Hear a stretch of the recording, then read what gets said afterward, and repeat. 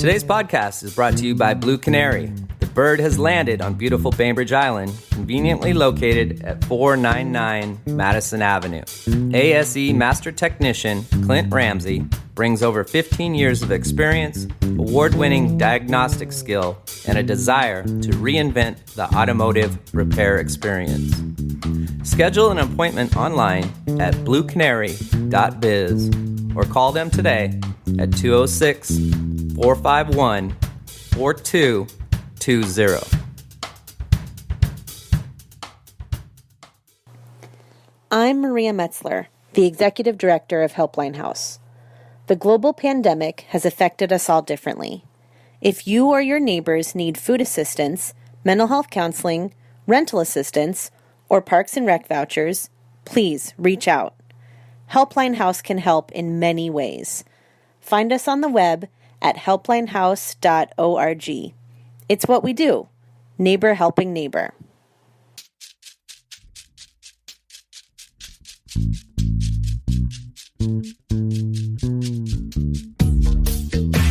I got something for your mind, body, and soul.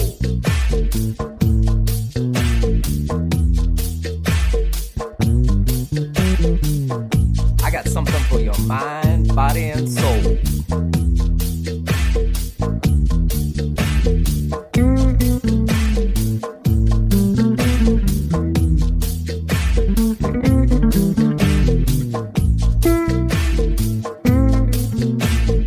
You have found the B.I.STANDER Podcast. Now here's your host with the most, Tiny Tim. What's good, Podcastville? You found the B.I.STANDER Podcast. Happy generic time of the day to you. Today, my guest is Joe Deets, not running for City Council, actually on City Council and running to do it again. Which brings me to my first question. Why would you go back for seconds? Well, first off, Tim, thank you very much for having me here on your show. Appreciate it. Very much appreciated. Love the BI.STANDER. I've for the last 3.5 years, I've been on council and quite enjoyed it. Yes, it's been it's often a challenge and can be stressful, but I love working with the community. And frankly, we have so many important things that we're working on. Whether it's climate, with equity, housing, our Winslow Master Plan that's coming up. There's so much important work that I believe this really compelled me to run for re-election. Yeah, you want to see it through, right? Exactly. So I really feel the time I put in the last 3.5 years, the experience is really paying off now. So I think it would be beneficial for the community to have an experienced guy continue on with this work. So, no, I'm really excited to stay on. I see it. You're pounding the table. I like it. Let's go. What are the things that you are most proud of accomplishment-wise in the 3.5 years? Oh, great question. I would say definitely the Climate Action Plan that I helped shepherd through. I was the council liaison to that Climate Change Advisory Committee who put the plan together. Definitely, because let's just say climate change is our number one priority of how to adapt to it, how to mitigate, because it is happening. Let's just say the recent heat dome events that we've had. So it is no longer something to be talked about in the future. It's definitely happening in the present. So our work on the climate action plan, very happy with that. But however, having said that, we all we did, frankly, is approve it. Council approved the plan, which is a very detailed outline of specific actions that the city and the community can take. The hard part, and this is why I want to stick around, is the implementation part. So Climate Action Plan, very pleased with that. Also, very happy with the work we've done on equity. I supported the first woman of color on the city council. I've supported the first woman of color on the planning commission. So these are really important steps, and they need this approach of being inclusive needs to continue. And in the sense of also inclusivity, we need to start looking at the folks who let me just say, when I talk to folks, I'm very mindful not just to listen to those who are the loudest, but those who are most in need. So in that vein, there's so many people who are being displaced on the island, so many people who cannot afford to live here on the island, be they senior citizens, be they service workers, teachers, firemen, that these are the folks that I think I definitely need to represent. And so the work we're doing on affordable housing, we're just getting started on that, and it's critical that you have Bainbridge Islanders, that you have the right leadership who are willing, who are committed to seeing that work through. So affordable housing, we're off to a good start, but there is so much work to be done. Same with equity. We're off to a good start, but there's so much work to be done. You've had your cup of coffee. You came out shooting. I like it. Shout out to Brenda and Ashley on those jobs as well. You're doing a great job. Keep it up, ladies. I appreciate you and thinking of you. So you mentioned affordable housing. You mentioned a lot of stuff. Let's just get rolling right into it. Affordable housing seems to be a hot topic and has been for quite some time. You're talking about older people getting displaced. My taxes are going up, my property tax. My property tax seems to pay for everything. I was in a house at a certain amount of money with a certain amount of taxes. Now it's more than doubled in value. So the tax burden for my family is really strong. How do we change? I mean, we have scarcity of volume of places to live on this island. We only have so much space. How can we make it affordable for the retired people?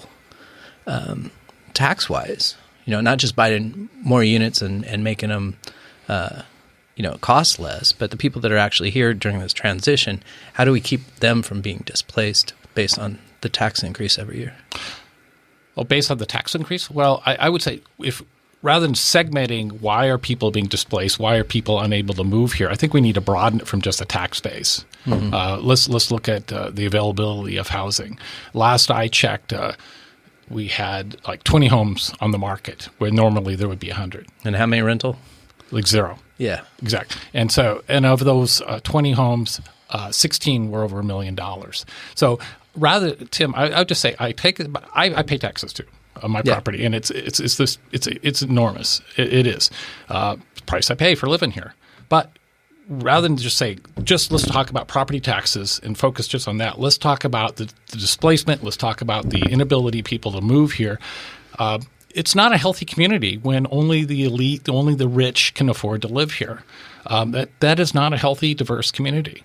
No, but we are somewhat the one percenters here on Gilligan's Island. And, how much room for equity in such a small space is there realistically? Well, can we afford not to do this? Can we afford not to have the baristas, the book folks who work at the bookstore, the folks who work at the grocery store not live here?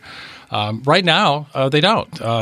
We're going to be doing a housing action plan, and we just talked about this last Tuesday. And part of that plan is to start looking, at least from my perspective, is let's look at the folks who cannot afford to live here. Let's look at, let's interview the businesses who of your workers, how many live on the island? How many do not live on the island? And of those who do not live on the island, guess what? How do they get here? They come here by their car. They come here by on the bridge. So then we say, wow, I wonder why there's so much traffic on 305, which is atrocious. So again, I get it with property taxes, but we really should not be too narrowly focused on just one thing. Trying to take a piece of that. So you need to look at this in the broader scope of, like, I had a constituent, a senior citizen, contact me the other day, and before, when it came to affordable housing, she was like, "Oh well, it's not a big deal." And then she contacted me this the other day, and she said, "Joe, my rent in my apartment was just raised $300 a month. I can't afford that." Mm-hmm. Joe, fight for affordable housing. I get it now. So I think we need to look at what is the availability of housing for folks of lower income, and what do we want to achieve? Mm-hmm. And I get it with property taxes. Again, I pay an enormous amount of money on property taxes, but we need to look at the broader context. We will be approving shortly a sales tax, or actually, it's not property taxes. We will be approving a sales tax increase that will go to help fund affordable housing close to $500,000 a year. So that will be fairly soon. And actually, how far does $500,000 go? How many families is that? How many people is that translate? It's a start. It's $500,000 that we didn't have before. Okay.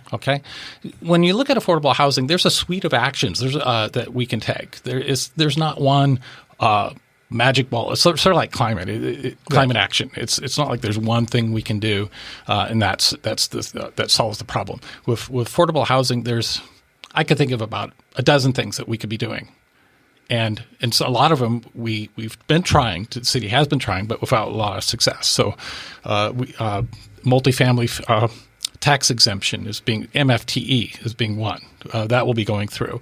The ADUs, accessory dwelling units, allowing people to buy or build smaller homes on their property so they can move there, and perhaps rent or sell off the larger home. Transfer of development rights, where people say in my part of I'm in the North Ward, so it's a more rural area. So folks in say my district can sell their development rights to more of the core area of Winslow. So it's a transfer of density. City owns a number of surplus properties that are not doing anything, and that we can put that to good use in affordable housing. There's a recent legislation that was passed, it was last year by down in Olympia, which allows religious organizations to increase density bonus for affordable housing.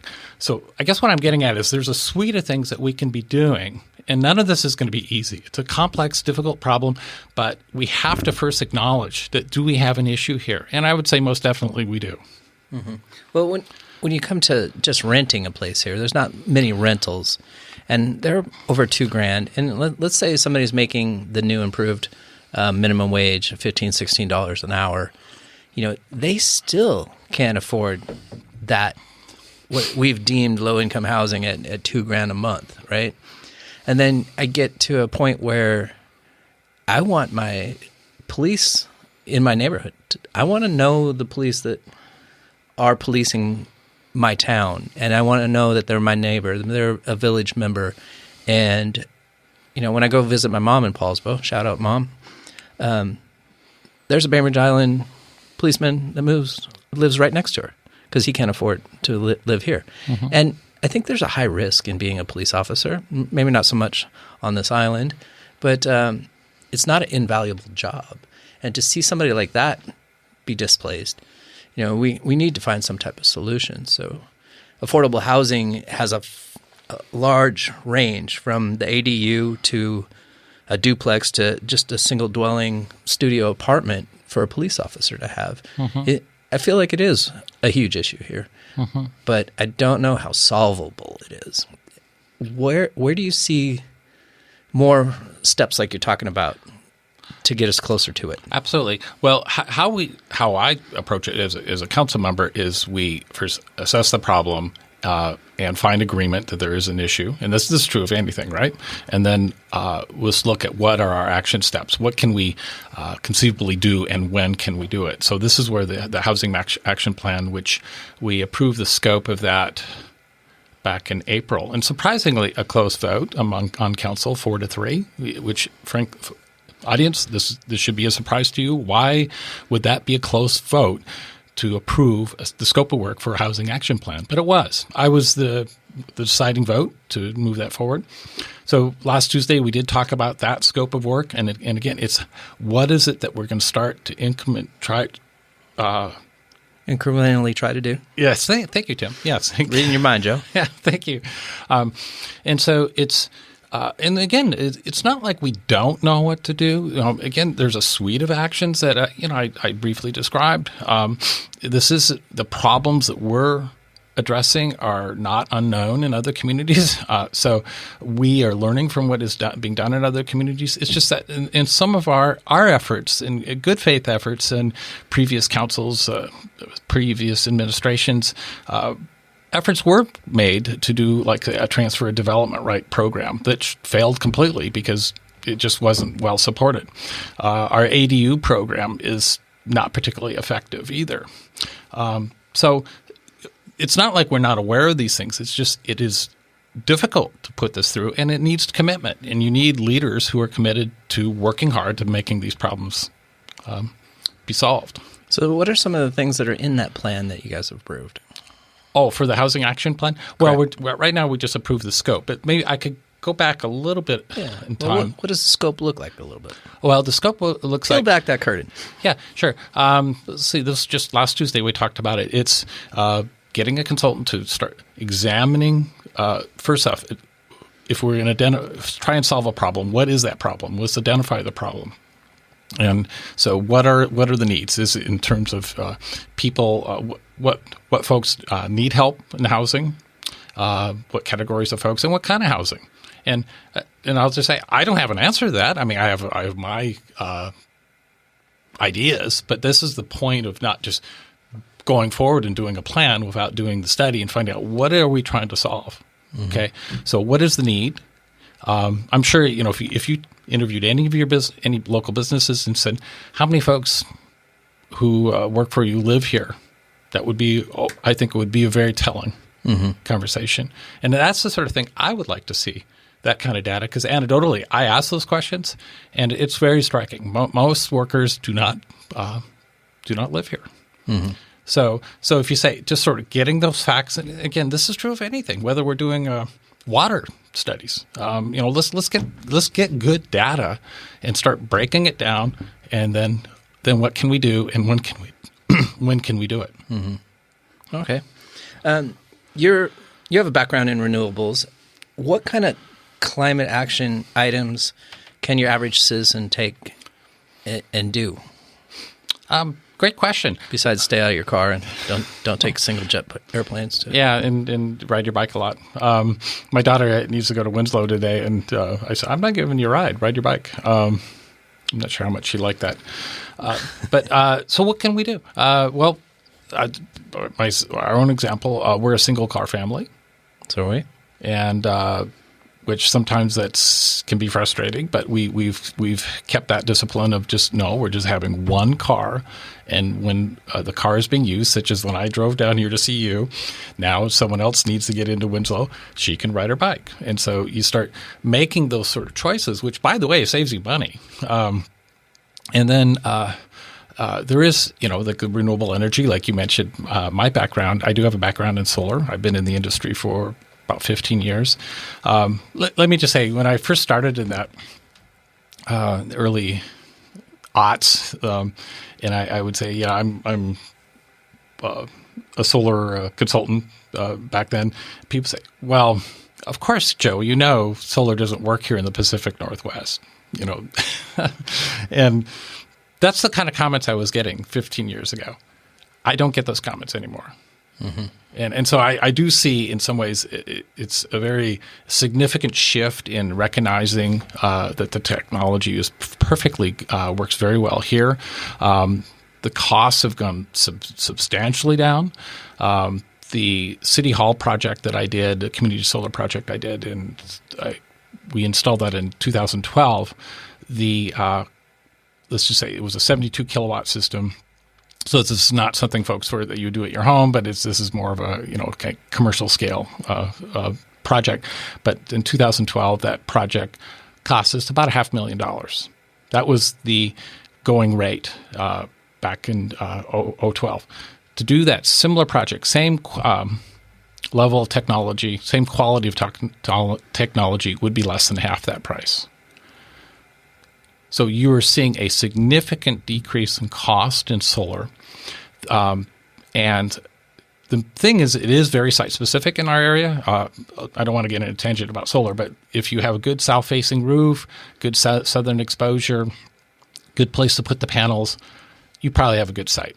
So talk to a local solar installer and see what you call Joe Deets. Yeah, well, or there's some very good solar installers in Seattle and Port Townsend. So I encourage you, these are all local businesses. Please support them and do the right thing. If we're trying to have a smaller carbon footprint on the island, what's it going to take to have them municipalities, such as the schools and the fire department and stuff like that, to have solar requirements just built into when, we're going to retrofit the police station?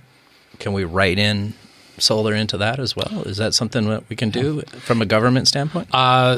I think in California, maybe you know this, I think they actually have that as a requirement. I heard. I don't think it's unreasonable. Yeah, but again, it has to be site specific. Nothing's worse than putting a solar system in that is not well sited. It's frankly a waste of money. So this is why, like, the concept of community solar that I mentioned works so well. I myself, I have a lot of trees. It's not a good site. So what did I do? I created a law and did this project. But the point being is, you can go solar in different ways. You can lower your carbon in any number of ways. Just using less, like I said, one car, ride your bike more, get away from propane. What's wrong with propane? A very high carbon footprint. On the other hand, propane is good as it has very good storage capabilities. There's a lot of propane use houses on this island. Yeah, because we don't have natural gas. We're a predominantly electricity powered community. So if somebody wanted to change from propane, how would they do that? Go electric would be probably your best choice. And then let's push PSC to get off coal.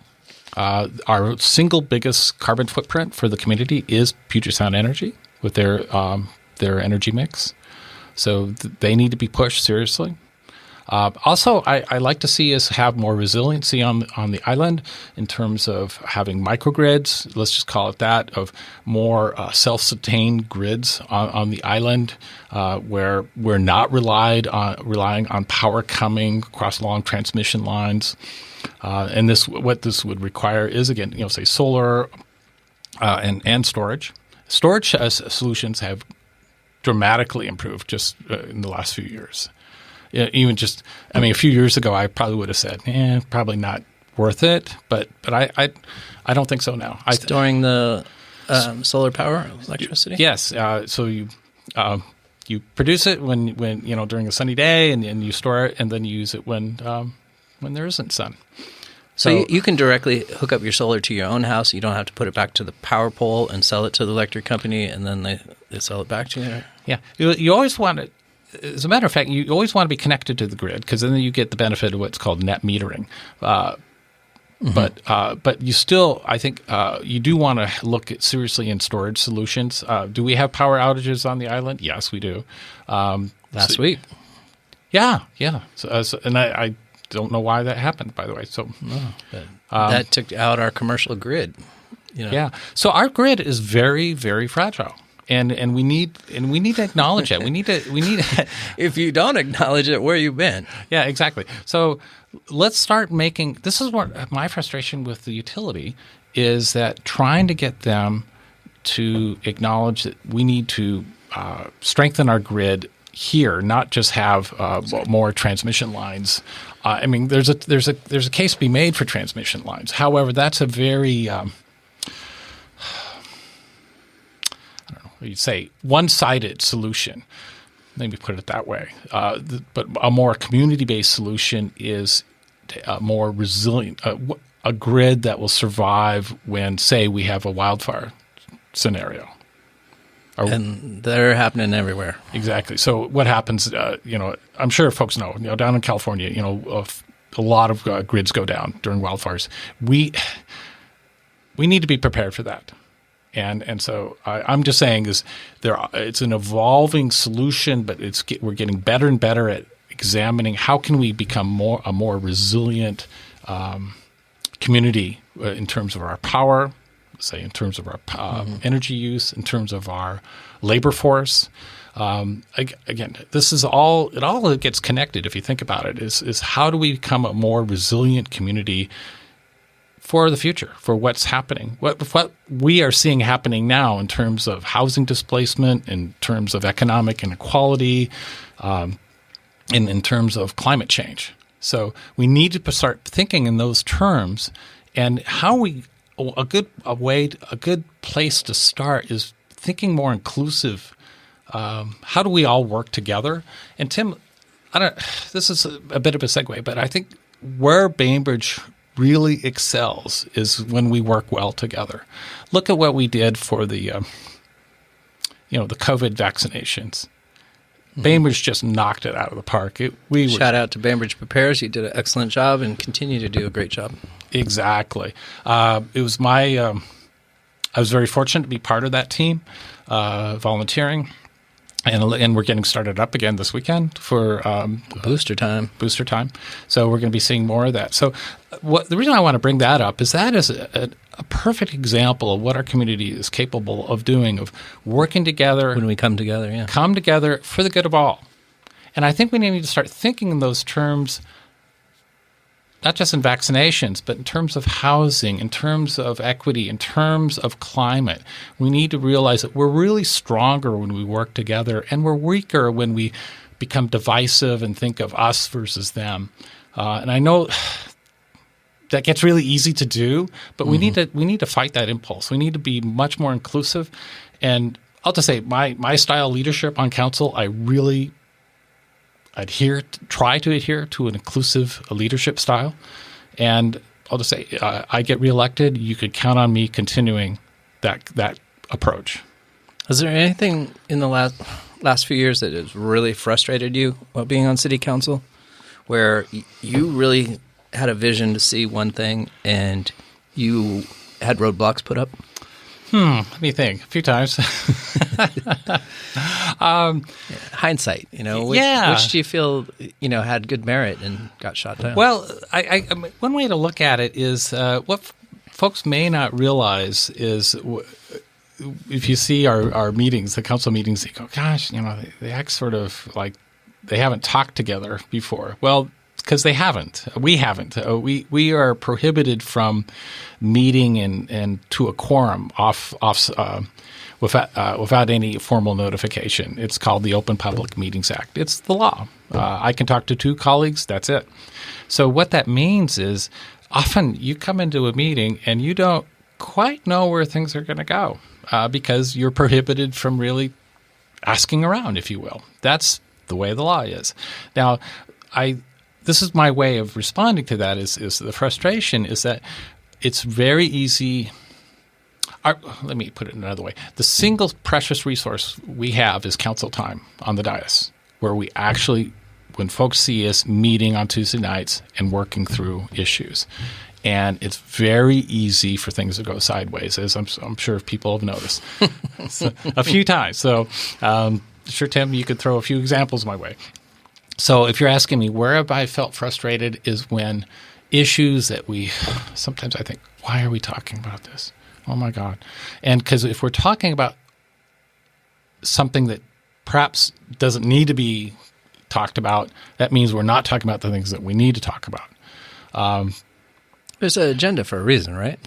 Yeah. And we argue over the agenda quite a bit. Maybe you've noticed that. And it's what goes on the agenda it's a big deal. And also, I'll just say, COVID did knock us for a loop early last year. We were just making some headway on affordable housing. We had a consultant. We were just in the depths. I use that as an example of really examining, say, a TDR, transfer of development rights program, for example, or floor area ratio. Just not coming to any conclusions, but just starting to really examine it. And then COVID hit, and then it just threw us for a loop. And suddenly we're talking about how do we stay open and how do we keep businesses from closing and How do you think City Council did in supporting small business? During COVID, I took up the challenge. It was about April last year. I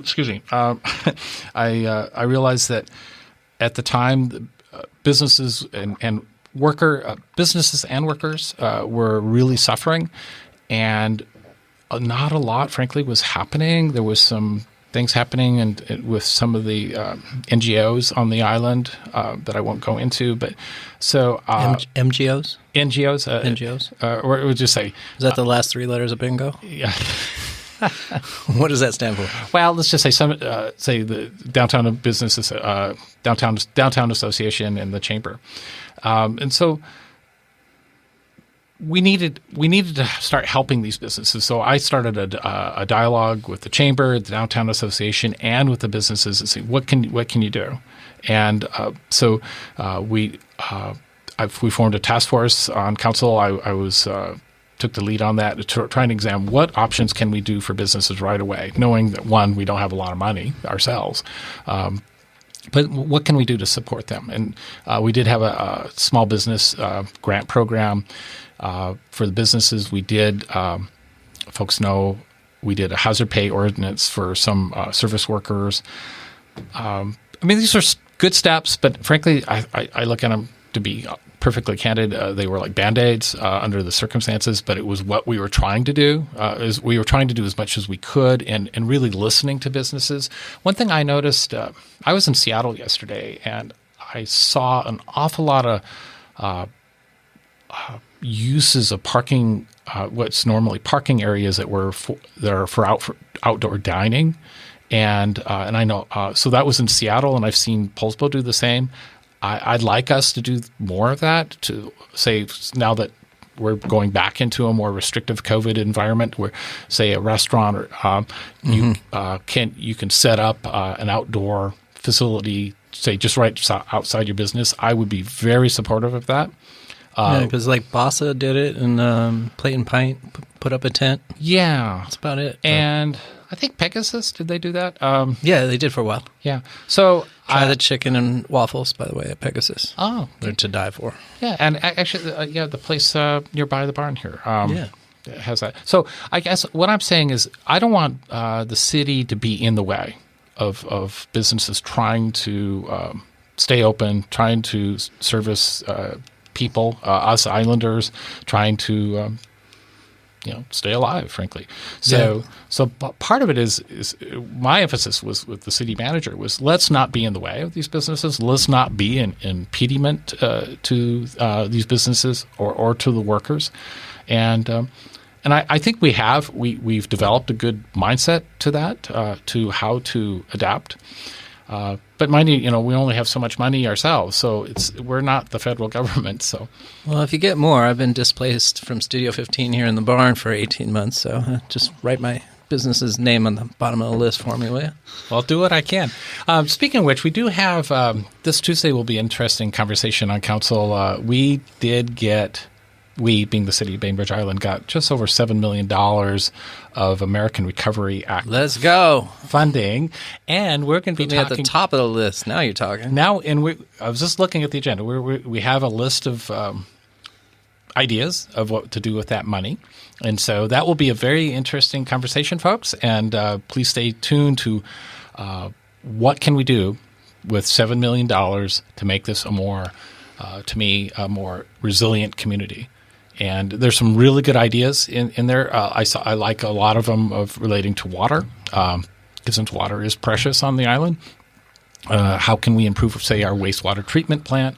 How can we improve some of our streams, help our streams? How can we improve our aquifer recharge? So just those are just some of the ideas that we threw out. And anyway, that will be a very interesting conversation on Tuesday. Well, just remember 4 years ago you came in here, and then afterwards you were elected council. You're going to leave here and get reelected for council. So, toss a brother a bone. I got an aquifer I want to build at my house. Hey, I guess we can't really forecast what a full recovery would look like and when it would look like. But is there anything else going on that well, first off, where's the $7 million coming from again? It's from the federal government. So it was what was it called? The American. I hope I got this right. The American Recovery Act. Is American Recovery Act funding. So we were allocated. It was $7 million something. And frankly, as I look at this, we could have used $70 million easily. Yeah. No question. But you take what you can. This is a one-time thing. So the key to those funding decisions is funding that will bring benefits for a long term and to help the community. I had heard a rumor, because I'm not fact-based, that somebody on the council or Blair, city manager, had made a suggestion to keep it for emergencies. And my first thought was, there's never been a bigger emergency for small business owners than the pandemic. to save it for something else coming down the road when there are so many people being displaced and out of work, and now the PPE money is drying up here at the beginning of the month, September, and now we're having another surge of a new variant of COVID. Times aren't getting easier for people. Like I said, I've been out of here for 18 months, and I just came back last month, and now it's skyrocketing again. And how many people are going to feel comfortable coming into this small studio? It's going to be difficult again. So I'm looking forward to that recovery. I don't know what that recovery looks like or how we piecemeal it together. Great question. I didn't know about this savings. We already have a reserve fund. That's already in our budget. But no, I agree totally with your assessment that this is why we were given that money, is for the very reason that it's an emergency for our community, where we can. Times have never been tougher than right now for me in my lifetime, and I've been here 54 years. Yeah, exactly. This is a very difficult time, and a lot of folks, frankly, are suffering far more than others. Some folks are actually doing pretty good. But a lot of folks are not, and so I think helping those most in need, but also thinking, I would say long term in terms of the climate and environment that we're in terms of the economic environment we are in. Let's just say, how are small businesses doing? I would say, how are small businesses doing here on the island? My short answer is not that well. And why do I say that? Is the city's gets money for sales tax revenue, and our sales tax revenue has actually increased this year compared. Let's see, what if say 2020 we saw more sales tax revenue in 2020, the city did, than in 2019. However, the share of that funding that represented money from 98110, that is Bainbridge businesses, went down. So even though we got more money, the amount generated from local businesses went down. In other words, local businesses, you could say, lost market share. So where'd that sales tax money come from then? Well, a good question. I would say Amazon, from a lot of online purchases.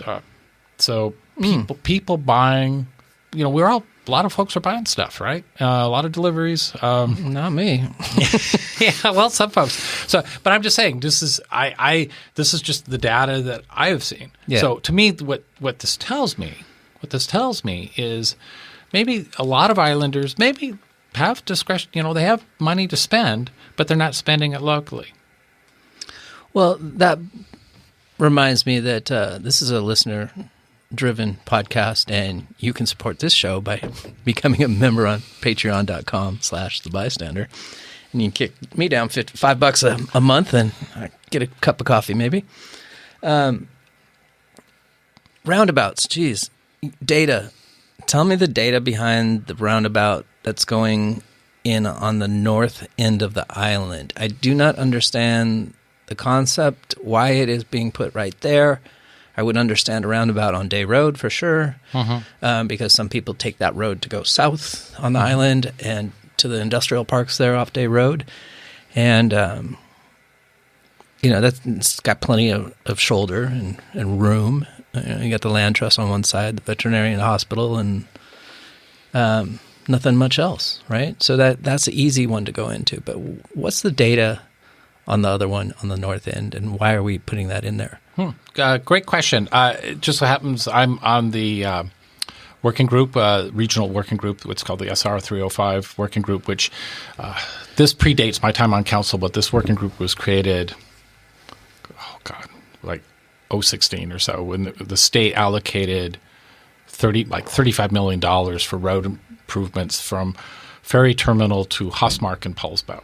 So they said, here's some money, you guys decide what to do. And who's you guys? It was this working group consists of Bainbridge Island, which I'm one of the representatives. Councilmember Schneider's the other representative representing Bainbridge. It includes the Suquamish tribe.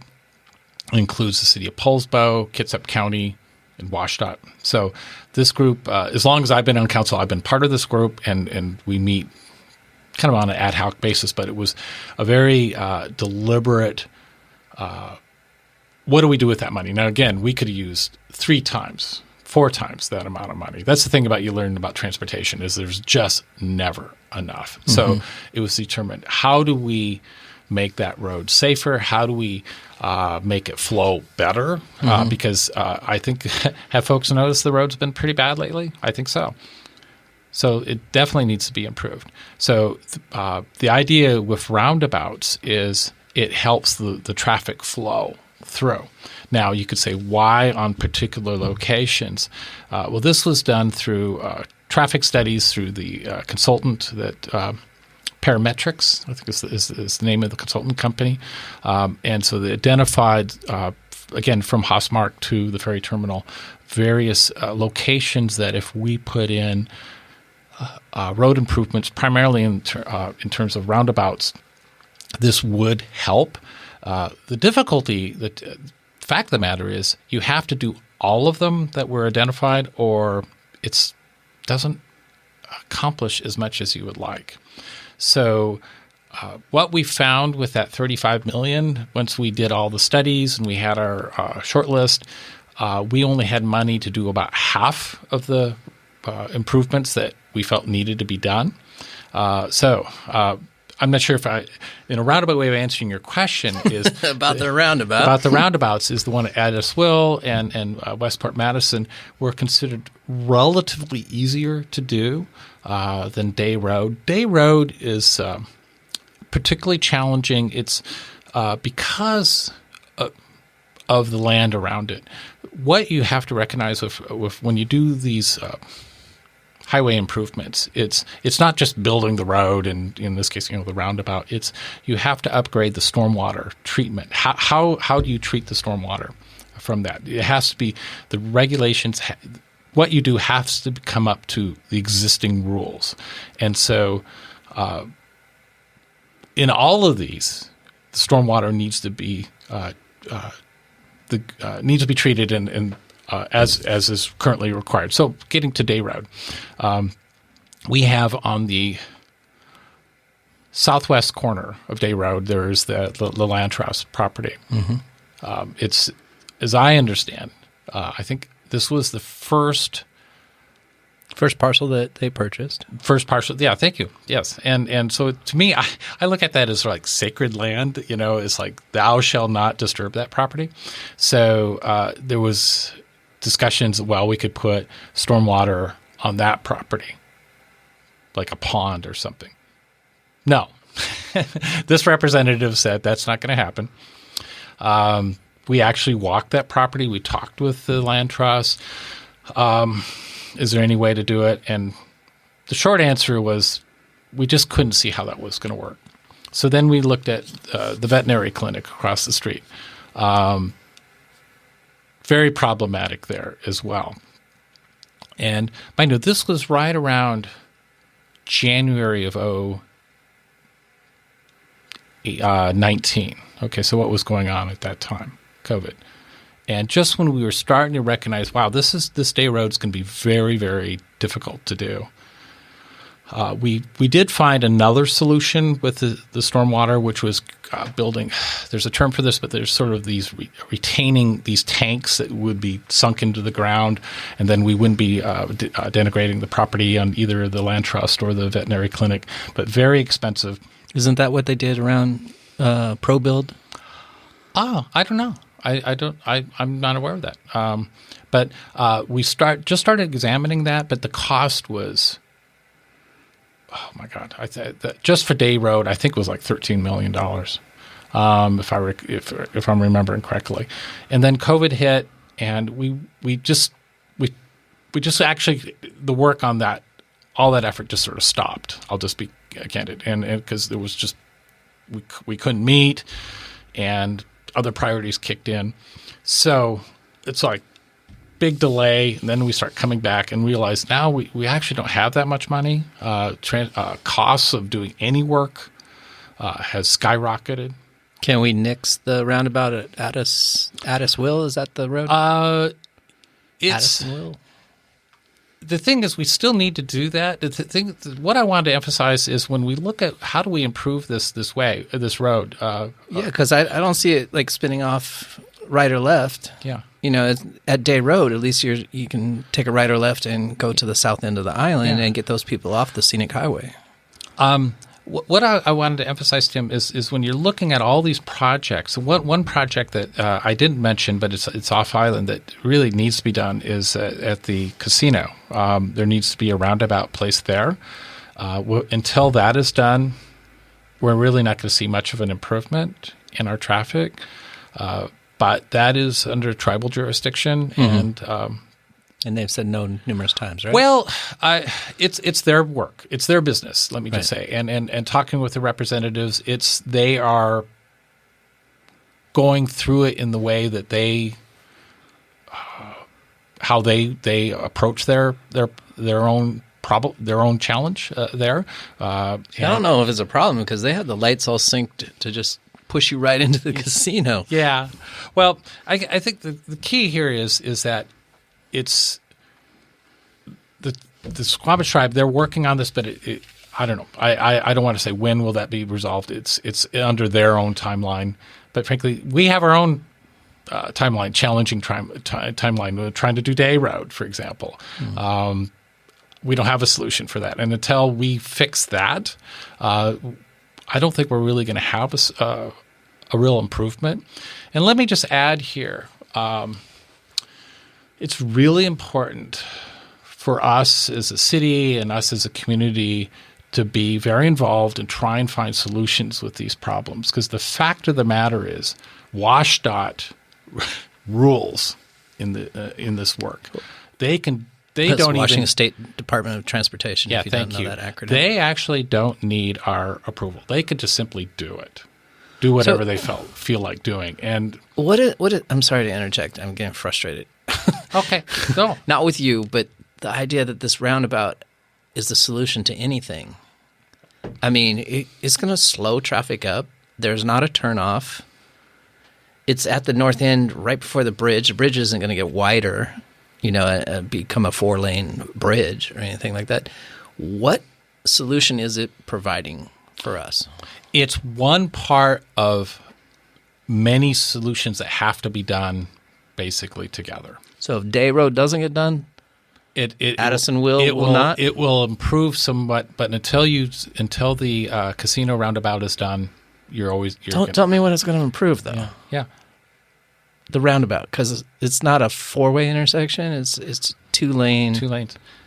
And let me just say, you mentioned the bridge, Tim.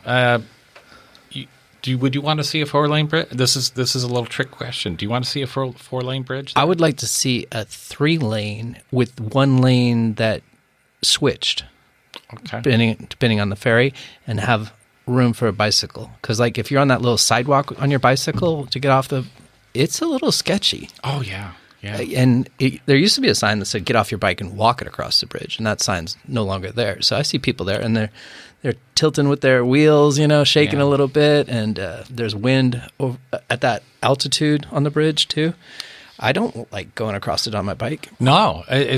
So let me just say we have to have a serious eye on what happens to that bridge. Because if there's listeners, if you hear talk of a 4-lane bridge going in, be concerned, because if there's going to be a 4-lane bridge on 305, what's stopping WSDOT from putting a 4-lane highway on Bainbridge? The scenic byway law. No, that doesn't hold. WSDOT can kind of do what they want. So I'm just saying we need to be very So are they driving this roundabout? WSDOT is absolutely. Well, roundabouts are, by and large, they're safer. If you want to talk about safety, statistics very convincingly show it's far safer to have a roundabout for car collisions than otherwise. It does increase flow for cars getting through. But again, you need all the solutions to be put in place. And frankly, also, we mentioned Day Road. How about down at Sportsman's in 305. We need improvements there. I mean, here we have a highway. How many times have we seen young kids trying to get to Sakai or to Woodward, and they're scurrying across the road. Well, moreover, if you're leaving school to catch 305, traffic is all the way backed up into the school parking lot because everybody. I know myself. I would have to get my son exactly at 3:30 to get him to Tacoma for soccer practice at 6. So the biggest majority of my commute to Tacoma, even though it's 60 miles, was getting off the island from the school. And that roundabout there makes sense to me because you're going multiple directions. The one at the end, I still don't understand the solution it provides. Well, Tim, I'm happy to send you information. I don't have the traffic study data, but trust me, it was relentlessly studied and scored and budgeted. So it's not just definitely there was a ton of thought. But my concern about this whole thing is keep in mind, listeners, that there's never seems to be enough money for transportation. So you want to complain about traffic. Don't just talk to your city council member. Talk to your state legislators. Talk about the amount of funding that they provide us, because we got $35 million a few years ago that is not going to do it. It's just not going to do it. So you need to talk to your state legislators and say, we need more money for this. Now, maybe we'll get an infrastructure bill from the federal government, but who knows? And in what form will that be? But all right, I wasn't trying to hold you to fire. I was just a little frustrated. Please send me the information. I'd gladly look over it. When we talk about infrastructure, we had a levy that didn't pass a few years ago that was somewhat poorly written, the mobility levy. I noticed that the city of Bainbridge Island, referred to as Kobe, often flushes the water mains on roads constantly to keep them clean. And I see on the Facebook pages, a lot of people have brown water on this island. And then you have well water, you have aquifers, you have your regular water system. What does our infrastructure look like for the future water-wise with the pipes and such within the city? Are we constantly looking at that? And do we have a plan to find funds to replace old pipes and stuff like that? Because we had the lead in our kids' elementary school. Remember that? Yeah? Oh, here? Yeah. Remember at Sakai, wasn't it? Really? They shut down all the drinking fountains because there was so much lead in the water at the school. Oh, wow. You don't remember that? Your kid was going to school at the time. She never talked to me about that. It was a big deal. So do we have a plan to improve the water system on the island through infrastructure? I would say that's what we do for our public works. There is an incremental plan of improvements. So I would say that things like water and sewer those are the improvements that people don't see that are critical. And actually some of our ARPA funding ideas fall under that. I think in relation to sewer, in relation to the wastewater treatment plant, I'd love to see that upgraded in terms of the capacity that it receives. What you say, the inflow, we're almost at capacity. Well, we basically are at capacity, I would say, at the Winslow wastewater treatment plant. And in terms of the outflow, how can we improve the outflow that goes, in this case, to Puget Sound? I would like us to improve it. We're all within the law, but is that good enough? So there's a lot of things that you and I don't see that affect the Puget Sound, that affect our environment, and I really believe islanders we consider ourselves as good stewards and would look at these as worthwhile investments to do. But again, there's only so much money, so we're going to be fighting over $7 million with a list that far exceeds that on Tuesday. Good luck with that. It's hard to prioritize where you put that money, for sure.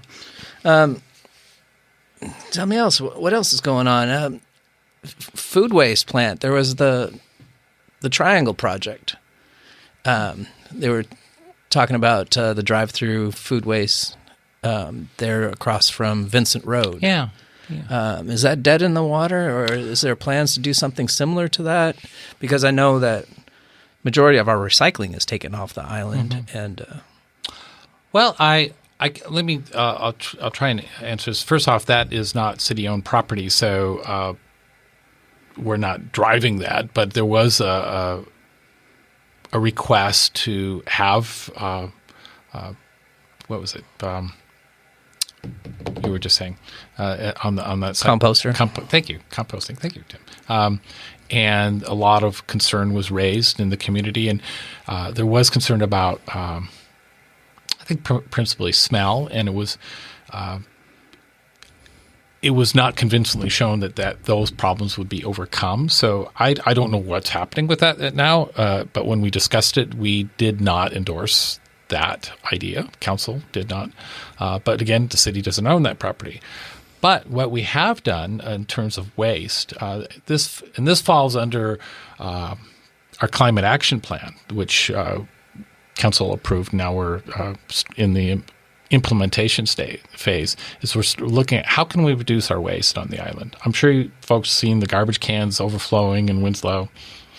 We need to do something about that. And I just use that as sort of a catch-all, metaphor. When you see the amount of waste, how can we reduce that? And so we did pass an ordinance the end of June for single-use plastics, how businesses can provide those, the degree that they can provide those to customers. It's much more restrictive now.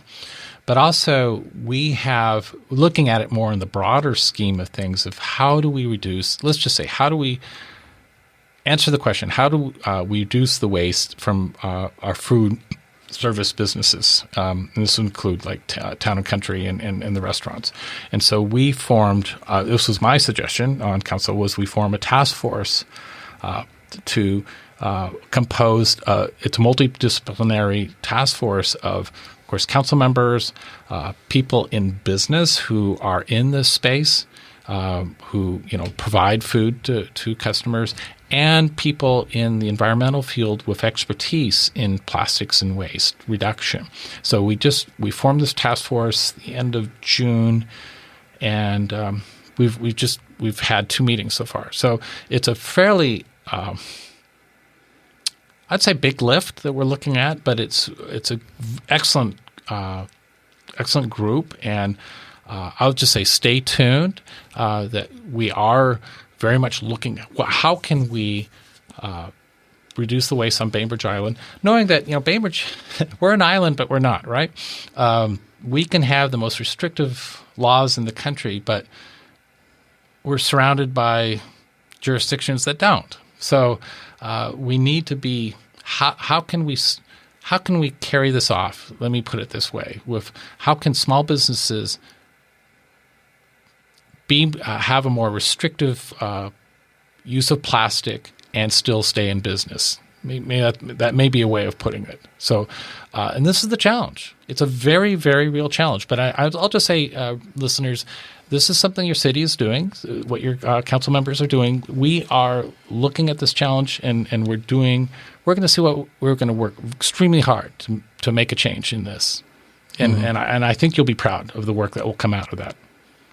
Well, my favorite restaurant, Subi, has just done takeout. And I know they've used more plastic than they would like to. But I think it also needs to be a mind shift where we're obese people for the most part. Don't take leftovers. Obese, did you say? Yeah. Don't take leftovers. Order what you can eat. Then we can get rid of all these plastic takeout containers and stuff like that. So should we have an ordinance, smaller portions? Yes. It's tapas for everybody. It tastes better anyway.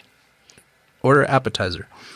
I'm going to let you go here in a minute, but I want to know from a shoreline owner what the Shoreline Master Plan actually is, because it's something that I've not taken an interest in because I'm nowhere close to the beach, so it's not something that has my interest peaked. So, but I hear you talking about it a lot, and you have to excuse yourself from a lot of the conversations because you are living on the shoreline. So to make law, I don't know how that works or it doesn't work. Do you have an opportunity to vote or on shoreline improvements? I happen to be a shoreline owner, but that doesn't preclude me from being part of the conversation or voting. You just have to disclose it. I disclose it. And so this is how it works, listeners, is if you see yourself, say as a council member, you're personally affected by whatever the discussion is, you discuss it or you disclose it.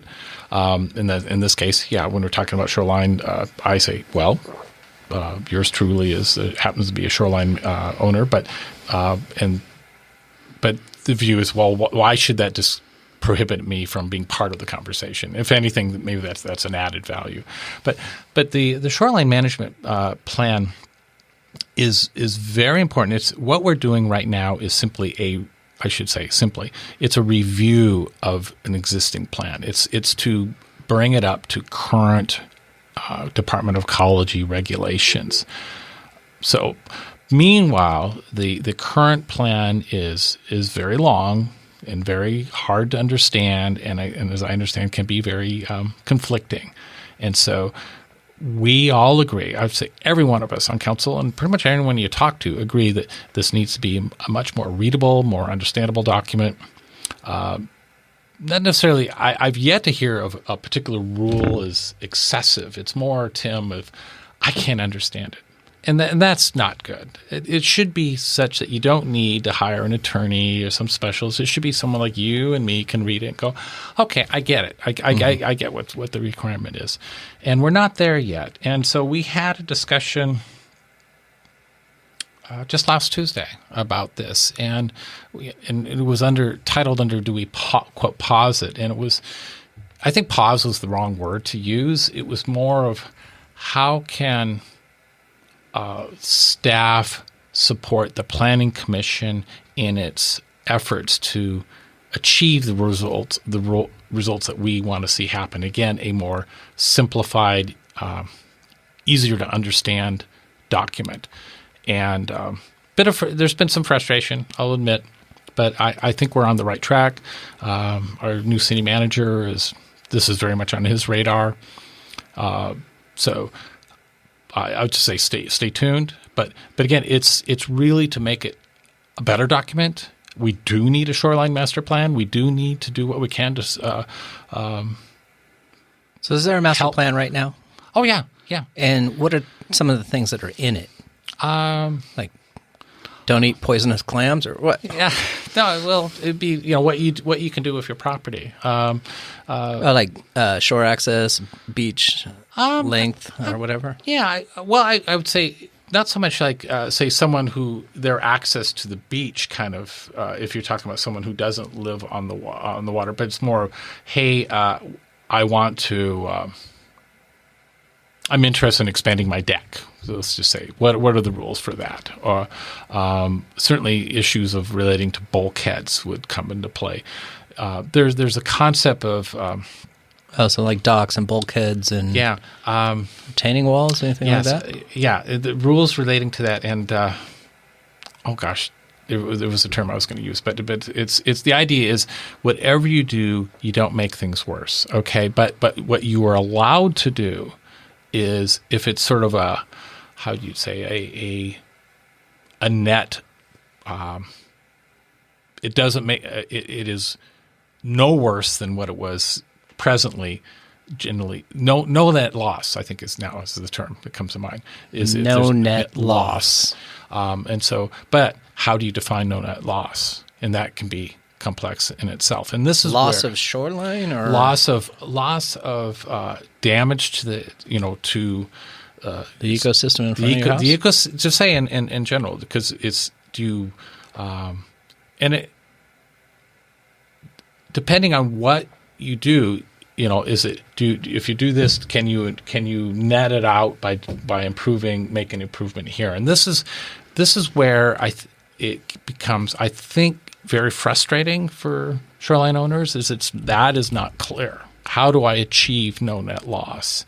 And that is something we the city need to do a better job of making it clear.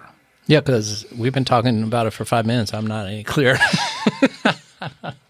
So the short of it is we are